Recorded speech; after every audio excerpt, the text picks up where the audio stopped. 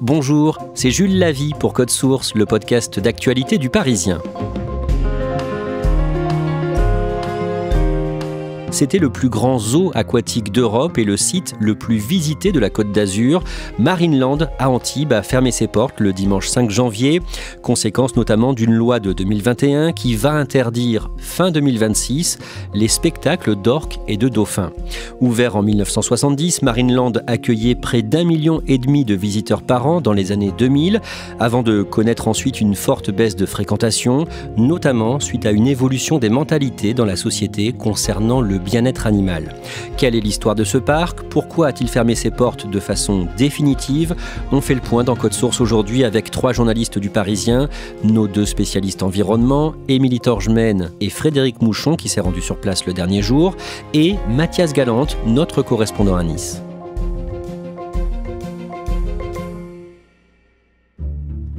Frédéric Mouchon, décrivez-nous le Marineland d'Antibes au matin de sa fermeture. Alors moi j'arrive au matin, il est 9h, le parc est censé ouvrir à 10h et je tombe sur un couple de gens qui viennent de Seine-et-Marne. En fait, ils sont descendus exprès pour aller au parc Marineland pour cette dernière.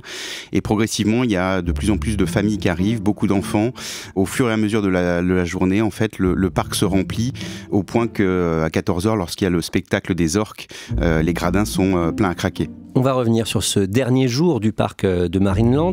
Mathias Galante, à quoi ressemblait ce Marineland dans les années 2000 ou 2010, quand sa fréquentation était encore très importante? J'imagine que c'est grand et qu'il y a beaucoup d'animaux.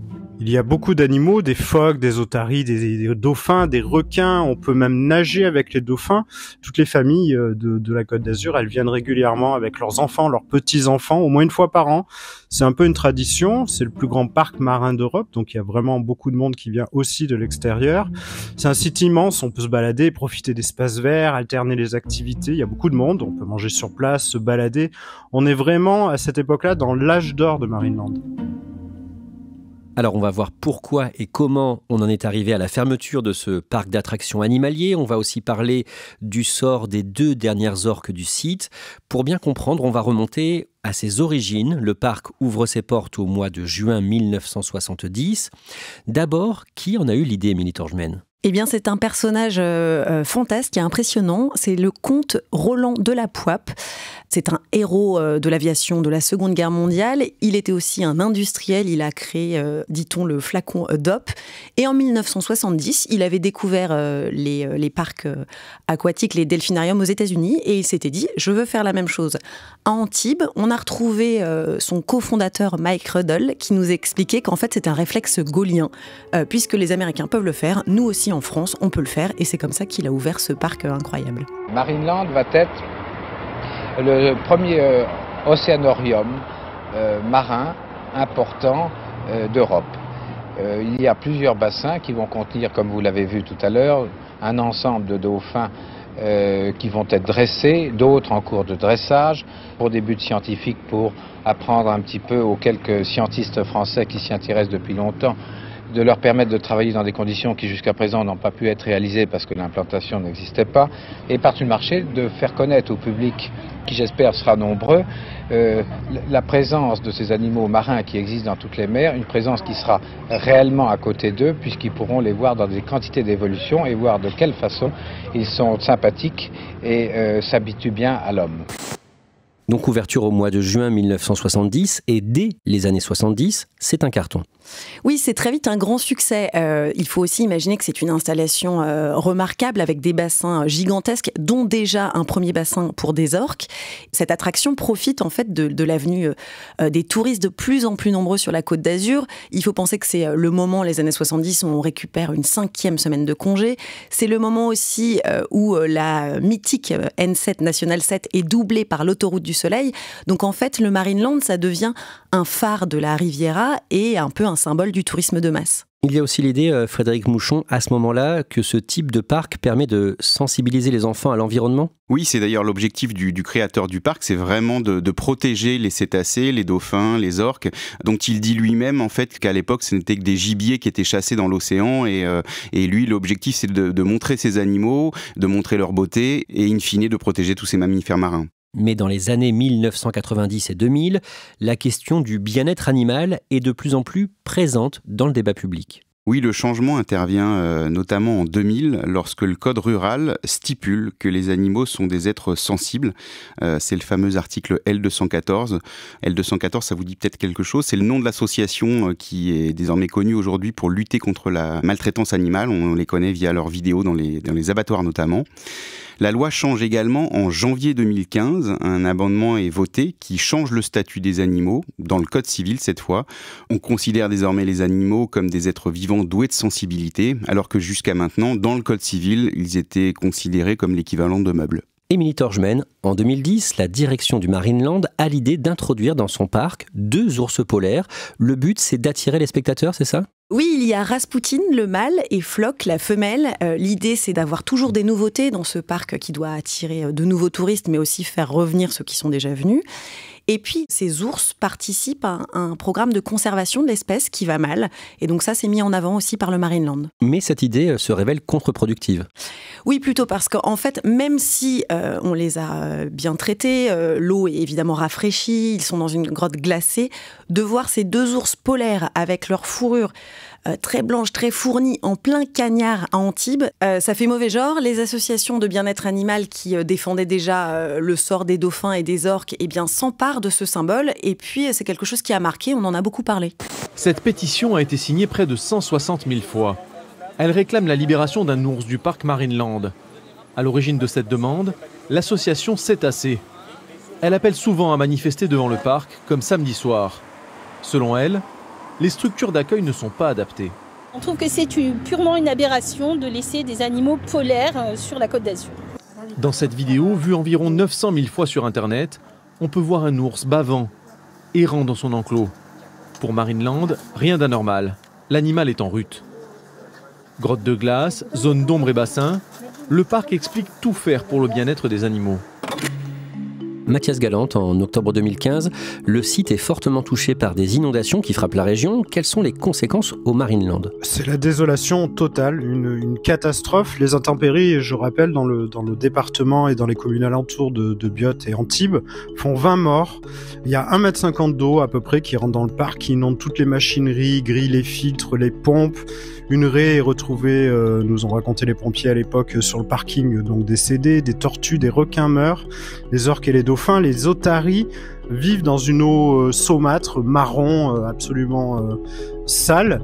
Et c'est la course contre la montre pour Marineland qui, face à cette catastrophe, doit réagir au plus vite pour réparer, pour sauver les animaux. Il faut noter quand même que Valentin, une orque de 19 ans, à l'époque, meurt 1 semaine après les intempéries d'une torsion d'estomac. Et le parc, à l'époque, nous avait dit et avait communiqué en disant que c'était aucunement lié aux inondations. Des années plus tard, à partir de février-mars 2020, comme le reste de la planète, le Marineland est bloqué par l'épidémie de Covid. Alors oui, comme tous les sites qui reçoivent du public, Marineland ferme ses portes le 14 mars 2020 au soir. Alors évidemment, les animaux sont soignés, les soigneurs restent sur place, ils appliquent des gestes barrières, ils s'occupent des animaux. Mais la direction, conséquence économique, elle doit mettre 80 personnes au chômage technique. Alors ce sont principalement les salariés administratifs. C'est un gros coup dur pour le parc qui rouvrira plus tard en juin 2021. Et avec une jauge en plus limitée à 65%. C'est vraiment un gros coup dur pour Marineland. D'un point de vue économique, c'est catastrophique puisque nous n'avons que des dépenses et zéro de chiffre d'affaires, pas de recettes pendant 7 mois déjà. Émilie Torgemène, le 30 novembre 2021, la France adopte une nouvelle loi qui interdit, à partir de la fin de l'année 2026, les spectacles de dauphins ou d'orques. Oui, en fait, c'est un texte qui avait été proposé par la ministre de la Transition écologique de l'époque, qui était Barbara Pompili, et qui devait mettre fin à la captivité des animaux sauvages. La loi visait les cirques itinérants, donc pas d'animaux dans des caravanes de cirque, et puis les delphinariums, donc ces parcs qui détiennent des dauphins ou des orques. À l'époque, il y avait 3 parcs en France qui détenaient des dauphins, y compris le Marineland.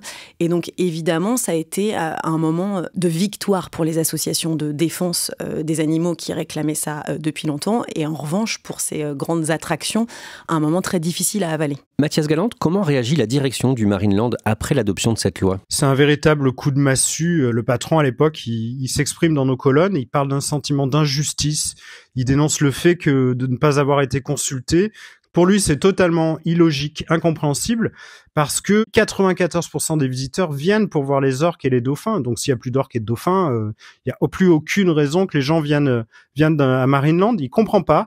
Il dit qu'il ne reste que la possibilité de faire du lobbying, de parler avec les parlementaires pour essayer de faire changer les lois, d'attendre des décrets d'application qui seraient peut-être plus favorables. Il dit aussi que ce délai est trop court. Il peut pas se retourner, il peut pas réfléchir à d'autres solutions économiques. Au-delà de cette décision, à partir de cette période, dès que vous parlez du Marineland dans le Parisien, vous donnez aussi la parole aux associations de défense des animaux. Ça devient incontournable, c'est ça ? Alors c'est vrai qu'avant cette période, quand on écrivait sur Marineland, on parlait de sujets légers, on parlait de loisirs, on se posait pas vraiment la question, mais il y a cette notion de bien-être animal qui apparaît. Les associations, elles sont de plus en plus virulentes, organisées, elles réagissent aux articles, elles communiquent. Elle sollicite beaucoup, et nous sommes journalistes. À partir du moment où il y a des oppositions, on doit en parler, on doit l'évoquer, mais c'est vrai que ça change la donne. Et là encore, l'image de Marineland, elle se transforme. Le site n'est plus seulement un vrai parc de loisirs léger, c'est aussi le carrefour de polémiques. Les associations alertent, au moins depuis le milieu des années 2010, sur l'état de santé des orques du Marineland. Frédéric Mouchon, rappelez-nous d'abord ce qu'est une orque, puisque le mot est féminin. Une orque, on va dire que ça ressemble un peu à une baleine, c'est noir et blanc, c'est énorme, ça fait 4 tonnes, ça mesure 8 mètres de long. Mais à la différence des baleines, une orque, ça a des dents et c'est un super prédateur. D'ailleurs, les anglo-saxons l'ont rebaptisé la baleine tueuse. Mais au-delà de cet aspect prédateur, c'est aussi un être très intelligent, très sociable, qui communique. D'ailleurs, on dit souvent que les mamans, en fait, elles transmettent leur savoir aux générations futures. Et à partir de 2019, les militants alertent sur le sort de l'une des orques, Inuk, qui a 20 ans à ce moment-là. Oui, à partir d'un moment, c'est Inuk qui concentre l'attention des associations parce qu'elle est atteinte de stéréotypie. Ça veut dire qu'elle a des comportements étranges pour son espèce et qui signalent son mal-être. En gros, elle tourne en rond, elle ronge les murs et les associations qui ont missionné des biologistes disent qu'elle s'est cassé les dents quelque part, qu'elle souffre de l'équivalent d'une rage de dents pour un humain et que vraisemblablement, elle s'est même provoqué des ulcères à l'estomac. En 2023, le 18 octobre, l'une des orques du Marineland meurt, un mâle âgé de 12 ans. Ce mâle s'appelle Moana, c'est l'équivalent d'un adolescent pour un orque, puisqu'on estime que ces animaux peuvent vivre entre 50 et 80 ans. Après l'autopsie, on découvrira que l'animal est mort d'une septicémie. La direction du parc va s'en défendre et va expliquer que ça arrive dans la nature. À partir de la fin décembre 2023, les associations parlent d'un possible départ des 3 orques qui restent dans le Marineland vers le Japon. Et le 9 janvier 2024, un exercice préparatoire à cet éventuel départ est organisé à Marineland. Effectivement, une immense grue est installée à proximité des bassins. Des palissades sont posées pour éviter tout regard indiscret. Mais évidemment, les opposants et les associations sont organisés. Un drone va filmer toute l'opération. En fait, les soignants s'activent autour des 3 orques restantes. Les bassins sont vidangés au minimum. Il reste à peu près 1 mètre d'eau dans les grands bassins. Dans un petit bassin, 20 soigneurs en tout sont autour des orques. Une sorte de hamac géant est descendu par la grue pour habituer éventuellement les orques à être transportés du bassin à un container, puis éventuellement après un avion. L'opération, elle dure une partie de la journée, c'est une grosse opération, elle se finit au coucher du soleil, il pleut d'ailleurs. La direction n'aura jamais communiqué sur ce sujet, ne dit rien, ne confirme rien, n'infirme rien non plus, mais selon les associations, c'était effectivement une sorte de stress test, disent-elles, pour préparer éventuellement un déménagement géant de ces cétacés. Elles ne sont plus que 2 orques après la mort au Marineland d'Antibes d'Inuk, 25 ans, que l'on voit sur ces images. Au mois d'avril 2024, une 2e orque meurt au Marineland et c'est Inuk dont on parlait tout à l'heure. Et surtout, cette mort intervient tout juste 5 mois après le décès précédent, donc celui de Moana. Une autopsie est encore demandée et quand on reçoit les résultats, on apprend en fait que l'animal est mort après avoir ingéré un petit morceau de métal. Et ce petit morceau de métal a créé une inflammation digestive qui a tué l'animal. Émilie, d'un mot, une enquête sur la santé des orques du Marineland avait d'ailleurs été lancée quelques semaines avant le premier décès récent, celui de Moana en octobre 2023. Oui, une enquête a été lancée sous la pression des associations de défense de ces animaux. Elle est encore en cours et d'ailleurs, c'est elle qui retient les orques sur le territoire. Ces animaux ne peuvent pas être déplacés tant qu'on n'a pas en fait les résultats de cette enquête. Frédéric Mouchon, en 2024, le lundi 25 novembre, la ministre de la Transition écologique, Agnès Pannier-Runacher, annonce que la France s'oppose à un départ vers le Japon des 2 orques du Marineland. Oui, elle estime d'abord que le voyage serait beaucoup trop long à supporter pour les orques. Aller jusqu'au Japon, ça serait très éprouvant pour les cétacés. Et elle estime surtout qu'en fait, ce parc japonais n'a pas les mêmes standards en termes de bien-être animal que les standards qui ont cours en Europe. Donc, pour ces 2 motifs, elle s'oppose à leur déplacement au Japon. On l'a dit, depuis la nouvelle loi de 2021, on sait que les spectacles de dauphins ou d'orques vont être interdits en France à partir de la fin de l'année 2026. Mathias Galante, ces derniers mois, les employés du Marineland savent que les heures du parc d'attractions sont comptées. Ça se voit quand on va sur place ? Alors concrètement, ça se voit pas vraiment. Les spectacles continuent. Les petits signes d'une fin proche, ce sont peut-être celles d'un parc qui est un peu vieillissant dans la forme. Il y a beaucoup de visiteurs qui me disent que ça fait un peu cheap, que les installations sont un peu dépassées. Mais peut-être la chose la plus visible, en fait, c'est surtout le fait qu'il y a beaucoup moins de monde qu'avant. On est loin de l'âge d'or des années 70, 80, 90. Le mercredi 4 décembre 2024, la direction du Marineland annonce au syndicat la fermeture définitive du parc le dimanche 5 janvier. Alors la direction, elle justifie cette fermeture par des difficultés économiques, avec une baisse de la fréquentation qui est passée de 1,2 million de visiteurs dans les années 90-2000 à 425 000 récemment par an. Pour la direction, c'est la loi de 2021 et le Covid-19 qui ont provoqué cette chute. Frédéric Mouchon, vous allez sur place pour Le Parisien le jour de la fermeture, le dernier jour, le dimanche 5 janvier. Comment ça se passe concrètement ? Il y a des spectacles ? Les spectacles ont lieu comme tous les jours, sauf que c'est le dernier jour. Donc on sent une ambiance un petit peu morose. On sent aussi beaucoup de spectateurs qui sont venus là exprès parce que c'est le dernier jour, parce qu'ils sont habitués. Beaucoup sont venus là plusieurs fois. Il y a un sentiment d'immense gâchis partagé par tous les habitués, tous les amoureux du parc qui affichent des pancartes lors des spectacles où il est écrit « Marineland, merci, tu nous as tant fait rêver ». Il y avait encore 103 salariés sur le site. On sait ce qu'ils vont devenir ? Ils continueront à soigner les animaux tant que les animaux sont dans le parc et ne peuvent pas être transférés. Mais beaucoup que j'ai croisés dimanche avaient les larmes aux yeux et se disaient que c'était un peu la fin de leur carrière parce que ils ont construit leur vie autour du Marineland. Ils ont aussi construit leur vie familiale à Antibes et aller travailler ailleurs, ce n'est pas possible pour eux. Donc ils savent qu'ils vont devoir se reconvertir. Émilie Torgemène, on ne sait pas encore ce que vont devenir les 2 dernières orques du Marineland. Pour l'instant, elles vont rester sur place donc. Mais parmi les pistes avancées, il y a celle de la création d'une réserve au large de Brest. Oui, ces 2 orques sont donc nées en captivité, toutes les 2. On ne va pas pouvoir les remettre en pleine mer. Elles ne sont pas capables vraisemblablement de chasser. Elles ont vécu toute leur vie avec des soigneurs. Donc, plusieurs options sont sur la table, dont une est qu'elles restent dans les bassins. Et l'autre option, qui est celle favorisée par les associations, c'est qu'on les remette dans un sanctuaire. Un sanctuaire marin, comment ça fonctionne ? L'idée, c'est de bloquer un bras de mer en mettant un filet pour faire comme un immense bassin en milieu naturel pour les cétacés, où on peut éventuellement les nourrir et surveiller leur évolution. Alors, il y a plusieurs endroits qui sont mis en avant. C'est l'association Sea Shepherd, donc l'association de Paul Watson, qui avait émis l'idée d'aller à Brest. Mais les installer du côté de Brest, c'est pas forcément l'hypothèse la plus réaliste pour une bonne raison, c'est que la mer dans la rade de Brest est très fréquentée. Il y a beaucoup de bateaux, beaucoup de pêcheurs et on va avoir du mal à protéger les orques de tout ce trafic. Merci à Émilie Torgemène, Frédéric Mouchon et Mathias Galante à Nice. Cet épisode de Code Source a été produit par Clémentine Spiller et Thibault Lambert. Réalisation, Julien Moncouquiol. Code Source est le podcast quotidien d'actualité du Parisien. Si vous aimez Code Source, n'hésitez pas à nous le dire en laissant un commentaire ou des petites étoiles sur votre application audio préférée.